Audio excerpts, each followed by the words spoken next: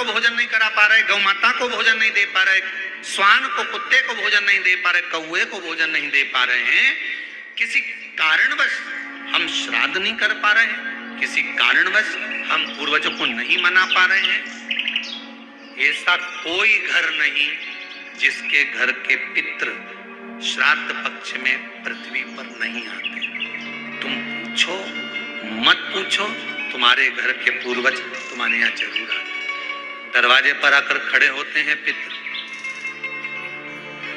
दरवाजे पर आकर हमारे घर के पितृ खड़े होते हैं, स्मरण करते हैं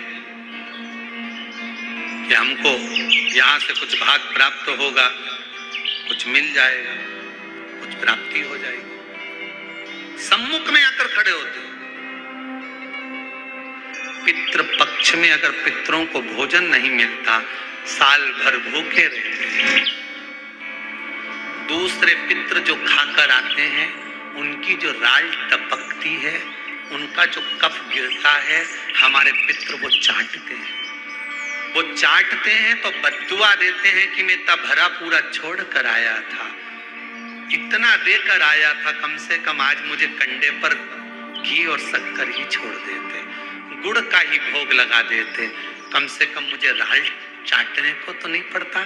बद्दुआ देते हैं साल भर, इसलिए घर में सुख नहीं रहता, शांति नहीं रहती, पैसा नहीं टिकता, शुभ कार्य नहीं होता, बड़े दुखी होते हैं पितृ, बड़े दुखी होता है। किसी किसी व्यक्ति के जीवन में क्रोध बहुत होता है।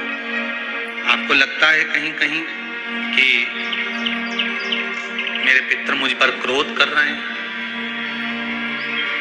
आपको कभी कभी लगे कि मेरे ऊपर पितृ दोष लगा हुआ है, या पितरों का श्राप लगा हुआ है, या हमारे यहाँ पर लोग अधोगति में ज्यादा मर जाते हैं, हमारे यहाँ ये काम ज्यादा हो जाता है, तो निवेदन है, श्राद्ध पक्ष चल रहा है, प्रयास करिएगा।